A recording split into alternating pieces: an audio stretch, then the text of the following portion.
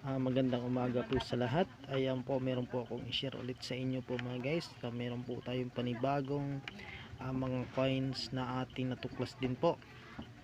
Na itong mga coins na to ay talaga pong tumataas na ang value po nito.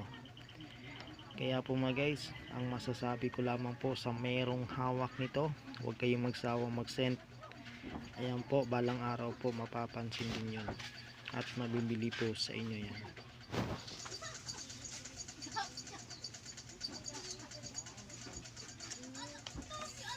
Patuloy lamang po kayo mag-send ng mga picture ng inyong mga coins. Yan po, para po agad-agad po yun mapapansin, ay punta po kayo sa Facebook at mag-join po kayo. Ito yung nakikita nyo mga coins po mga guys na ating tatalakayin, na meron na po itong halaga po mga guys. Kaya wag lamang kayo magsawa po talaga para po mabili po sa inyo yan. At punta kayo sa group yan ng mga coin collector. Mag-join po kayo doon sa Facebook page ng mga coin collector, kasi marami na rin pong napapansin na at nabilan po ng mga coins. Yan po mga guys, huwag kayong magsawa po talaga. At ito po yung makikita nyo naman pong piso na to. Yan, ito po yung piso na to na common pa lamang po ito, at talaga pong maisukli pa po sa atin. Yan, madalas pa natin makikita, pero yung hindi na natin makikita sa ngayon, yung 2005 at saka yung 2006. Ayan po talaga, kung napapansin nyo naman po, tuwing bumibili po kayo sa tindahan o sa mga market, hindi na po yun maisukli po. At swertihan naman po kung yun po ay maisukli po sa inyo. Ito po yung 1 piso na to, makikita nyo po. Yan, tingnan po natin maigi po mga guys kung ano po ang coins na to, bakit po ganito.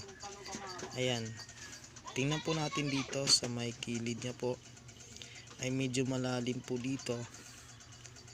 At ikot naman po natin. Yan, plain na po siya dito. Ayan po mga guys, ito po ay isang error po mga guys. Yan, error po ito. Kaya i-check nyo po maigi yung mga coins nyo, baka po yan po ay yung coins nyo po error coins na po pala yan. Ayan po, tandaan palagi po yung mga coins ay meron na po yan mga value po, at lalo na po yung error. Pero kapag ganito naman po ka error, hindi na po siya kagandahang error, ay medyo mura pa lamang po ito, nasa mga 500. Ayan po mga ganitong uri ng coins na error coins. Ayan po mga guys, tingnan po natin. Ayan, ikot-ikutin nyo po. Pag meron kayong ganito, ikot-ikutin nyo. At pagdating dito ay medyo plain na siya. Ayan, pero dito po ay malalim po yung kabila. Ayan po mga guys, ito ay common lamang, pero kapag error coin siya ng pag-usapan, yun po, at mataas na po talaga ang value po niya. At dito naman po mga guys, sa 25 centimos, ayan, ito po makikita po natin si Juan Luna. Ayan po yung imahe po ni Juan Luna. Ito po ay makikita rin po natin sa kanyang Republika ng Pilipinas. At dito naman po sa kanyang likuran, 1982 po ang kanyang taon.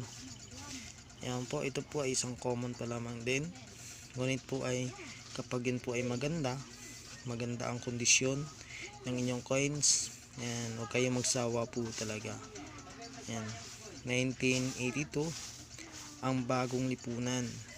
Ayan po mga guys, kung meron po kayo, binta nyo na po, wag lamang kayo magsawa. Kung hindi man sa ngayon yan mabibili, balang araw po mabibili na po yan.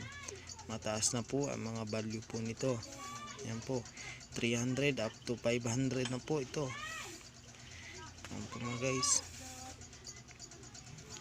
Kapag wala na po sa kagandahan at ikadepende po, nasa 150 po. Ayan po. At dito naman po tayo sa 1 piso na ako sa Rizal. Ayan po. Ito po ay isang common pa lamang din. Ayan.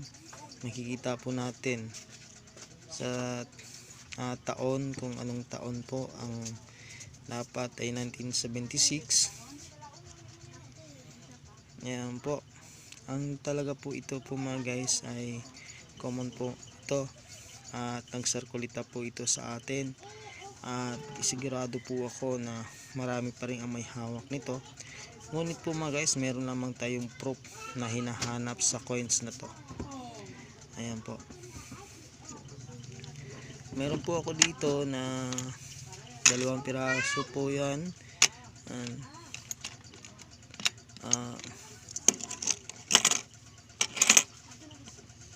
Ayan. Hanapin ko po muna. Kasi marami na po tayo dito ng mga collect ng mga coins. Hindi ko na po mahanap kung saan na yan. Ayan po, basta ito po yung coins na to. Meron po tayong proof po nito. Ayan po, kung mahanap nyo pong proof na yan, ay ibang bansa po ang may hawak niyan o gawa po niyan. Mataas na po ang value po nun. Nasa 1,500 up to 3,500 po ang collector value po nun. At dito naman po tayo mga guys, yan. Ito po talaga ay common pa lamang din at makikita pa po natin ito. Sigurado din po ako marami pa rin ang may hawak nito. And ngunit po ay meron na po itong value at mataas na rin po ang collector value po nito. Ayan po. Kung sakali po na meron kayo ay good condition lamang po mga guys. Huwag na po kayo magbenta ng mga circulated. Yung wala na po sa kondisyon, kasi hindi na po yun mabibili po sa inyo kapag yun po ay gas-gas na. Ayan po mga guys. Huwag nyo lang po igas-gas yung coins yun kasi matatanggal po ang kanyang metal at nagkadepende kung ano pong gawa. Ayan po. Ito po, mataas na po talaga ito. At ito naman po 50 centimos na Marcelo del Pilar. Yan, ito po ay nung nakaraan tinatalakay ko na po ito. Ngunit marami pa rin pong iba na hindi po talaga nakakaintindi. Ayan po. Ito po ay pinapaliwanag ko po sa inyo. Yan, intindihin po natin para po meron po tayong idea kung paano po natin ibenta o nung proseso po kung paano po natin ibenta yan. Ayan. Yung mga bagong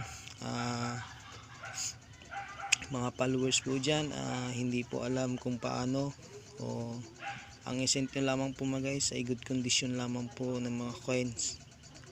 Huwag po kayo mag-send ng mga wala na po sa kondisyon.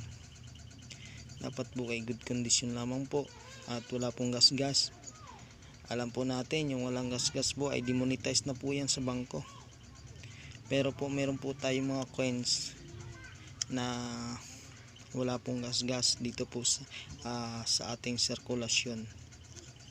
Kaya kung meron po kayong mga uri ng coins na magaganda o yung hinahanap po ng ating mga kaibigang coin collector, ay wag na po yan pakawalan. At ito po mga guys yung 2008. Ayan po mga guys, ito po ay mataas na po ang value po nito. Yung 10 peso na 2008 na hard to find, at isa din po itong error coins. Nung nakaraan po ay tinalakay ko na po ito.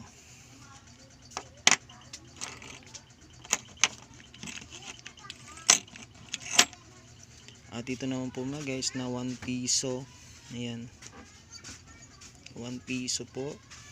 Huwag po natin ito baliwalain dahil tumataas at tumataas na po ang value po nito.